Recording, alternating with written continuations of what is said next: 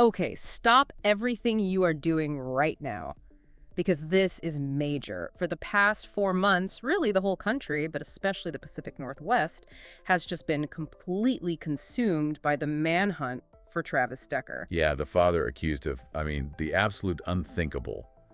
The murder of his 3 young daughters. Yeah. It's been this constant painful story in the news. Right, just shrouded in this mystery of, a highly trained fugitive who basically vanished into some of Washington's most rugged, most brutal terrain. Well, today, that really intense months-long search, it seems to have reached a definitive conclusion. Though, honestly, it's just as heartbreaking. Authorities in Chelan County, Washington, they announced they found human remains. And they're saying they are highly confident these belong to Travis Decker. So we are diving deep today into what looks like the grim final chapter of this whole saga. Exactly. And our mission here in this deep dive is simple. We want to give you the absolute synthesized knowledge you need. We're pulling together the complete timeline, trying to unpack the complexity of his military background, that survival training. Versus the stark reality of his severe mental illness. It's a real clash there. Absolutely. And we'll analyze the police details, the ground zero information, especially this unbelievable location where the remains were actually found near the crime scene. It's really shocking. And this whole investigation, it's highlighted this painful, tragically familiar pattern of domestic devastation. Yeah. But the manhunt itself, a trained veteran evading capture in that kind of wilderness, that was pretty unique. For sure. So we're going to unpack the evidence, the forensic side, the psychological profile, and really what this final discovery means for the criminal case and, frankly, for everyone affected. Yeah, what it means for that closure. Before we really jump in, though, we want to hear from you. Were you following this manhunt closely over the summer? Just take yes right now. If this story hit close to home for you, if you were tracking the updates, let us know. Your perspective really helps frame this. Yeah, definitely let us know. We appreciate you sharing that. Okay, so let's start at the beginning. The timeline of this tragedy and that initial discovery that just kicked off this massive nationwide manhunt. It all began on Friday, May 30th, 2025 in Wenatchee, Washington. That date. Mm-hmm. It's just burned into memory now, isn't it? That's the day the lives of 3 little girls were just stolen. Peyton, she was 9. Evelyn was 8. And little Olivia, she was only 5 years old. And they disappeared after Travis Decker, their father, didn't return them after a scheduled custody visit. This was court-ordered. He was supposed to bring them back. And the red flags went up almost instantly. That's really key here. Their mother, Whitney Decker, she filed what's called a civil complaint late that same Friday night. She told authorities the delay was immediately suspicious because, and this is a direct quote, it was out of the ordinary for him to be late bringing the girls back. So not immediately a missing persons report in the criminal sense, but a civil action related to the custody agreement. Exactly. It gives you a little window into maybe the initial thinking, or at least the first legal step available. Concern within the family court context first, but obviously the situation escalated incredibly quickly after that. Tragically, yeah. Just 3 days later, on Monday, June 2nd, 2025, the absolute worst fears were confirmed. Their bodies were found up in Chelan County, found near this abandoned truck that Decker had apparently been living in. This was outside Leavenworth, Washington, which is, about 100 miles east of Seattle? Yeah, roughly. And finding them so close to his vehicle, it immediately suggested, maybe a crime of desperation followed by immediate flight into the wilderness right there. And the forensic evidence came back fast, and it left absolutely no doubt about who was responsible. The Chelan County Sheriff's Office, they released the autopsy results on June 9th. And the findings were just gut-wrenching. Confirmed cause of death for all 3 girls. Suffocation, manner of death, homicide, no question. But the critical piece, the evidence that you just couldn't argue with, was the DNA. Exactly. That's where the case against him, forensically speaking, was basically locked down.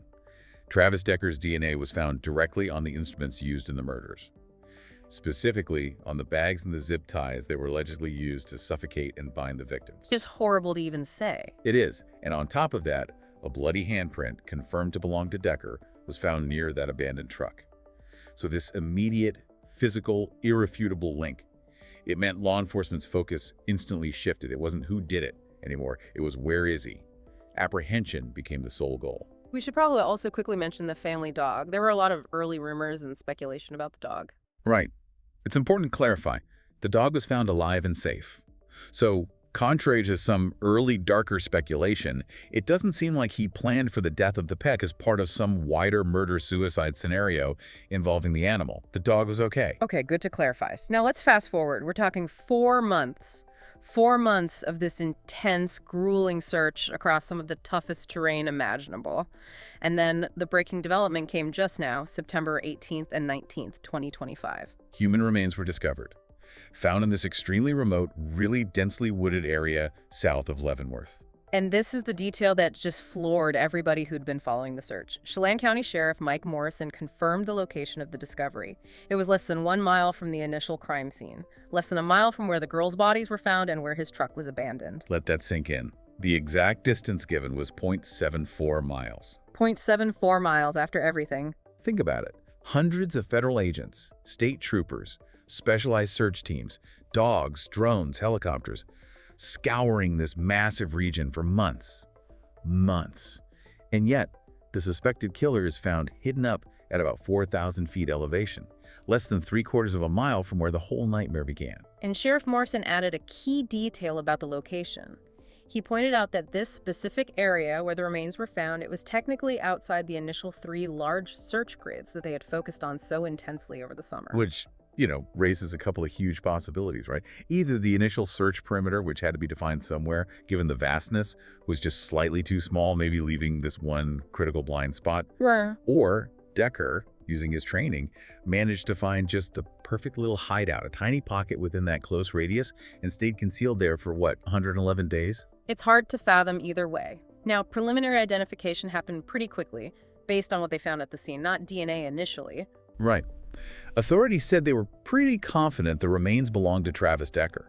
This was based on the specific clothing found with the remains, and also some personal items recovered right there. Oh, while they're waiting for that final positive DNA confirmation from the Washington State Patrol Crime Lab, which they expect pretty quickly, maybe even by tomorrow, Friday the 19th, this discovery really provides that necessary, although incredibly grim, conclusion to the fugitive part of this story. It ends the manhunt phase. Absolutely. But that location, 0.74 miles, it just hangs there, doesn't it? It raises this profound question about his state of mind. Why would someone with his training, someone capable of living off-grid for extended periods, stay so close to the scene of such an horrific act? Was it an immediate panic suicide right after the murders? Just collapsing right there?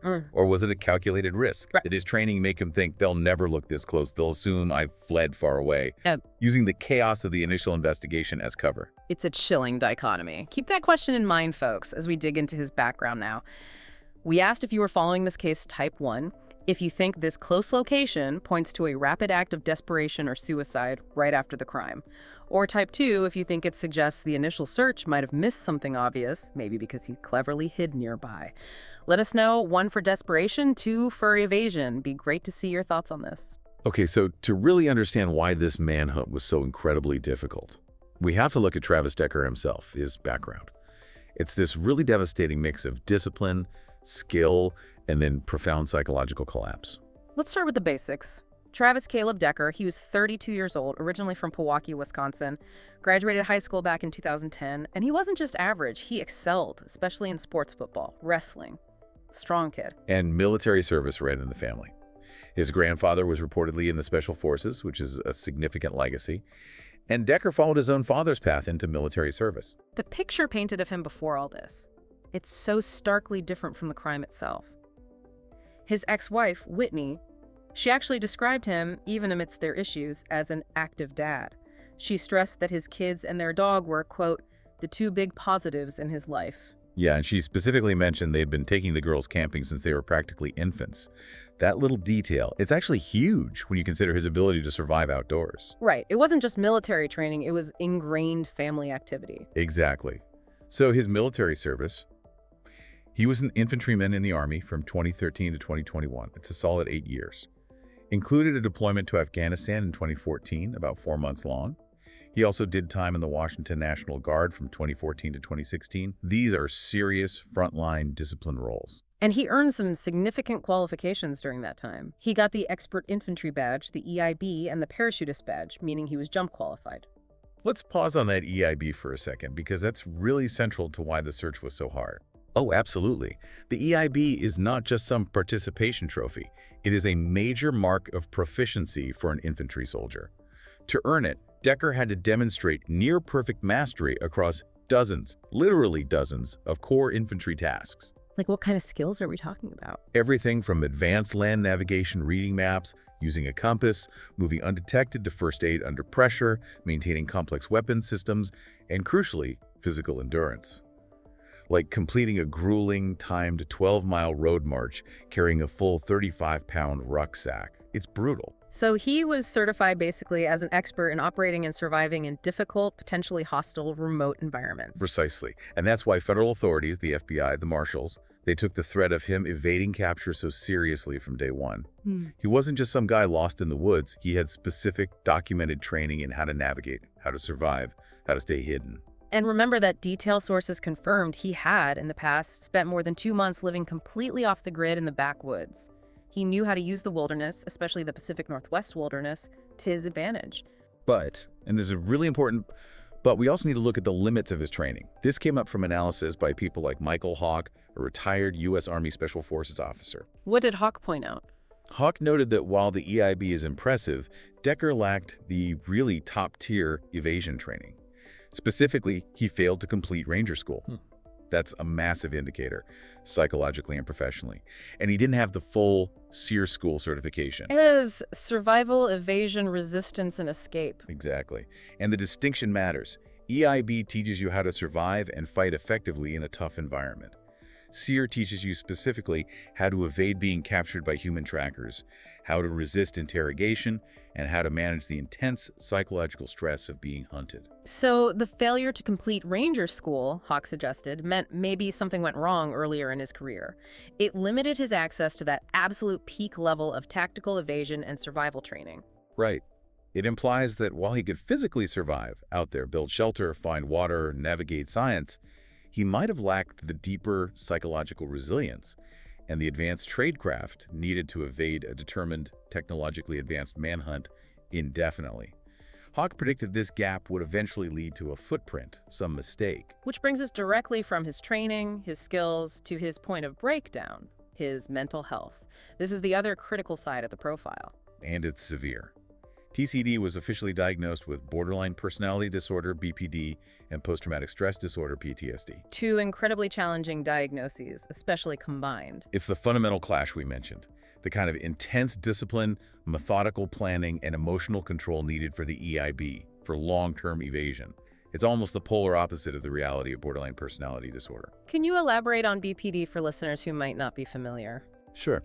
BPD is characterized by really profound instability in moods, in relationships, in self-image.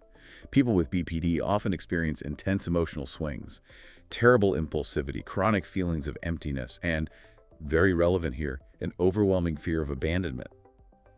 This fear can trigger desperate, sometimes destructive behaviors when they feel a loss of control or rejection. And his mental health wasn't some secret, hidden issue. It was documented well before the murders. Absolutely documented. Back in September 2024, that's nearly 8 months before the tragedy, his ex-wife, Whitney, filed legal papers. She was trying to modify their parenting plan. Then what was her reasoning? She explicitly stated in that filing that his mental health had gotten significantly worse. She claimed he was becoming increasingly unstable, that he was exhibiting severe paranoia and suffering from intense feelings of isolation.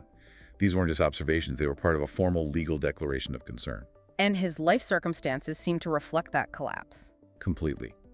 Sources confirmed he was homeless at the time, living out of his truck or moving between campgrounds. He was dealing with major financial problems too. Things like garnished wages, recent traffic tickets piling up. His ex-wife's attorney stated publicly that the split back in 2022 was directly because of these escalating mental health struggles. And then there's that really chilling encounter just hours before the girls disappeared. Yeah, that neighbor's account from May 30th. The neighbor spoke to TCD and noted he looked physically different, described him as skinny, long hair, and a beard. But more disturbing was his demeanor. He seemed totally distracted. How so? In just a short 10-minute chat, the neighbor said Decker asked him, "How have you been?" 3 separate times. It suggests someone whose mind was completely elsewhere, unable to even track a basic conversation. A huge red flag in hindsight. And on top of all this instability, there's evidence he might have been planning to flee before things reached this horrific point. Right. That alleged internet search history, recovered by investigators. It reportedly showed TCD had Googled things like ways to move to Canada and how to get a job in Canada shortly before the murders. So, an intent to flee the situation, leave the country, abandon everything. It seems like it, which suggests a desperate, maybe chaotic plan to escape his problems. But then the murders happened, and that act itself seems to have completely shattered whatever escape plan he had. It could explain the panic, the potential immediate suicide, or the irrational decision to stay hidden so close by. It's this intense contrast, isn't it? The trained soldier, the EIB holder, methodical, disciplined, versus the man consumed by BPD and PTSD, paranoid, isolated, unstable. Exactly. How could someone trained for survival in a war zone be so completely undone by mental illness in a domestic crisis? The expert analysis points to that internal conflict, the emotional chaos of BPD and PTSD likely just overwhelming the rational, methodical training of the soldier, leading to an irrational, desperate final act, perhaps hiding right near the epicenter of the devastation he caused. The warrior's training versus the patient's pathology. It's a tragic internal battlefield. So the manhunt itself, it wasn't just looking for a missing person. This was, for all intents and purposes, a complex, almost military-style operation. They were trying to track a highly skilled individual in arguably some of the most challenging terrain in the entire United States. Yeah, the scale was just enormous. And it really comes down to the geography of Chelan County. Sheriff Mike Morrison gave that statistic that just puts it all in perspective. 87% of Chelan County is not accessible by road. 87%. Think about that. We're talking hundreds upon hundreds of square miles of vast, mountainous, densely forested wilderness. This isn't just, hiking trails. This is serious backcountry. Requires genuine mountaineering skills in places. You've got steep inclines, thick temperate rainforest down low, and then it shifts quickly to rugged alpine terrain up around 4,000 feet where those remains were found. DECKER wasn't just hiding in the woods. He was operating in an environment that actively works against search efforts. Which is why they needed such a massive multi-agency response. Throughout the summer, you had over 100 officials involved at various points. Federal, state, local, everybody. The FBI Seattle field office was heavily involved. They didn't just send agents. They deployed specialized, high-level resources. We're talking their evidence response team, or ERT, SWAT assets for potential high-risk capture. And significantly, technicians from the Critical Incident Response Group, CIRG. Okay, CIRG, why is their involvement so significant? What do they bring? The FBI CIRG. They're usually brought in for the most complex, high-stakes situations. Think major hostage crises, complex kidnappings, serial offenders. Their involvement here meant the FBI wasn't just treating this as a find-the-guy mission. They were bringing in behavioral analysts, profilers, people who specialize in tracking violent offenders, understanding the mindset of someone potentially involved in parental filicide. They were looking at the psychological angle, not just the physical search. Makes sense. Who else was involved? You had the U.S. Marshal Service, obviously critical for fugitive apprehension. Washington State Patrol brought their crime scene response teams. And even the U.S. Army Criminal Investigation Division, or CID, was involved, which reflects DECKER's status as a veteran. And they threw everything they had at it, technologically speaking. Oh yeah. Land searches, water searches, lakes and rivers in the area. Air assets like helicopters, drones for aerial surveillance, specialized canine units trained for tracking in wilderness. The works. The U.S. Marshals also put up a significant reward rate. They did. Up to $20,000 for information leading directly to his capture. That's a standard tactic, trying to incentivize the public, hoping someone might see something, provide that footprint Michael Hawk talked about, maybe spot him trying to resupply or making a mistake. Counter his survival skills with public vigilance. So let's talk about those evasion tactics versus the reality on the ground. Experts kept emphasizing just how hard it is to survive long-term, completely off-grid, while actively being hunted, without leaving any trace. For 111 days. To pull that off, he would have needed constant, perfect operational security. No purchases, no campfire spotted, no cell phone pings, though he likely ditched his phone early. Minimal disturbance of the environment. He'd need a reliable water source, shelter from the elements, especially as summer waned and colder nights set in at elevation. What were the search teams actually looking for day to day? Well, besides the big grid searches and aerial surveillance, which, by the way, is tough in Washington because the dense forest canopy can block thermal imaging, Especially in summer, grad teams were looking for tiny signs. A broken branch looked unnatural, a discarded food wrapper, footprints, any indication that maybe remote cabins or even parked cars' coolers had been pilfered for minimal supplies. Yeah, law enforcement warned the public about that. Be aware of small missing items, like just enough food to get by. They cited a previous successful manhunt where the fugitives survived exactly like that, stealing just necessities. Sheriff Morrison had that quote that really summed up the dynamic, the pressure. Decker has to be perfect every single day. We just have to be perfect one day. The odds are always technically with law enforcement in the long run, but that unforgiving terrain bought Decker an incredible amount of time. And it wasn't smooth sailing for the search teams either. There were false leads, right? Oh yeah, huge frustrations. At one point, there was this credible-seeming sighting that expanded the search perimeter hundreds of miles away, all the way over into Idaho's Sawtooth National Forest. Wow, Idaho. Yeah, massive deployment of resources, time, effort, only for it to turn out to be an innocent hiker who just happened to resemble Decker. He was quickly cleared, but it shows how easily resources could be diverted, how paranoid the situation was. And you have to think about the emotional toll on the officers involved. Searching for a man accused of killing his kids in that terrain, day after day. Absolutely. Sheriff Morrison spoke about that directly. He acknowledged how gruesome the case was, especially processing the initial crime scene involving children. He made sure his deputies had access to peer support, psychological services. Maintaining focus while dealing with that kind of horror is incredibly difficult. He also had to address something else, didn't he? Rumors or maybe misplaced sympathy because of Decker's veteran status and mental health issues? Yes, and he was very clear, very unequivocal on that point. He stated publicly that while, yes, services are available and needed for veterans struggling with PTSD and other issues, nothing is going to justify what happened to Peyton, Evelyn, and Olivia.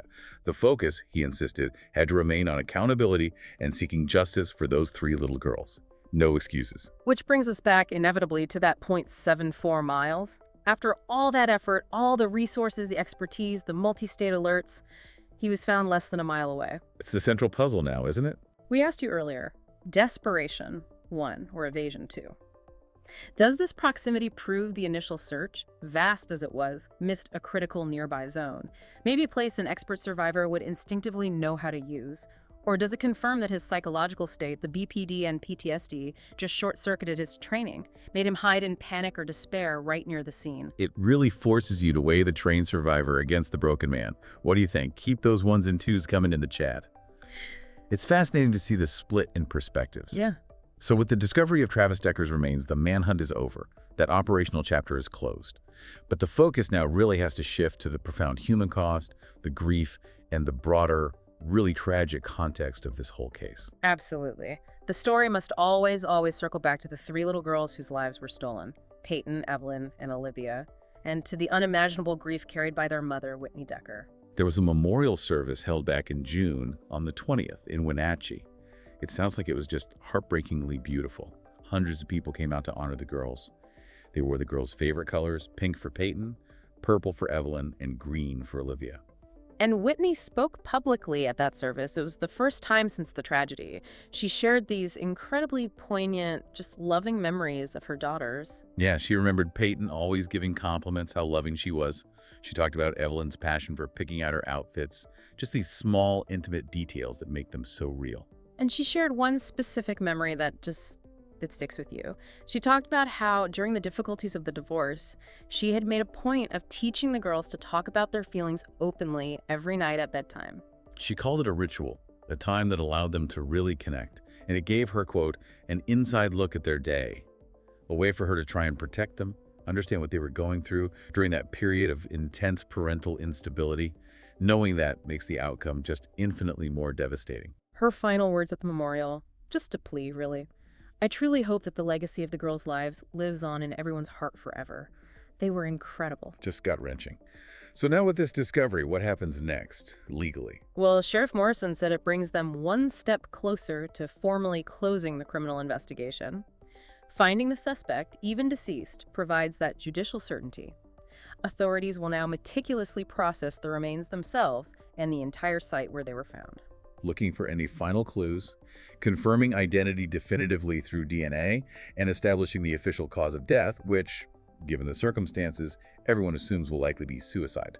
Hmm. But they have to follow procedure. Right. But beyond the forensics, the closure of the manhunt, this case forces us to look at this larger pattern. Social commentators, experts on domestic violence, they often call this type of event a familiar tragedy. It's a grim term, but sadly accurate. It points to this established pattern where parental filicide, the killing of one's own children, is driven by motives like revenge, retaliation, or ultimate control, often within the context of a bitter separation or custody battle. The parent in these horrific cases stops seeing the child as an individual person. The child becomes like an instrument, a possession, or, catastrophically, a tool to inflict the most permanent, devastating possible pain on the ex-partner. It's not even primarily about ending the child's life, as twisted as that sounds. It's about inflicting ultimate, irreparable suffering on the other parent, driven by feelings of rage, bitterness, or that terrifying loss of control associated with the breakup or divorce. It's the ultimate act of coercive control. And it raises questions about prevention. Did the system fail? Both maybe the military mental health support system for veterans like DECKER and the family court system overseeing the custody arrangement. Could more have been done to manage his severe mental health issues, the documented instability, before it reached this point? Those are the hard questions that linger long after the headlines fade. This deep dive, we've walked through the horrific timeline, the discovery of Peyton, Evelyn, and Olivia. We analyzed DECKER's complex profile, the skilled soldier with the EIB, battling severe BPD and PTSD. We tracked the massive multi-agency manhunt across that incredibly challenging Washington terrain, and we confronted the final shocking discovery, him being found less than a mile from where it all started. The discovery of his remains closes the manhunt. It provides a form of accountability, judicial certainty. The person responsible is no longer at large. But for Whitney DECKER, for the family, for the entire community that followed this, the question remains, doesn't it? Can that kind of accountability ever truly equal justice? When 3 innocent girls are already gone, lost in what the authorities themselves called a familiar tragedy rooted in domestic conflict, what does real closure even look like after something this devastating? It's a heavy thought to end on. We really encourage you, our listeners, take a moment, reflect on the legacy of Peyton, Evelyn, and Olivia. Think about the systemic issues, the warning signs. What stands out most to you from this entire complex, deep dive? Share your respectful thoughts and reflections below. We do read them. Thank you for diving deep with us today on this incredibly difficult but important story. If you appreciate this kind of in-depth analysis on stories that matter, please follow the show right now. We'll be back soon with another deep dive.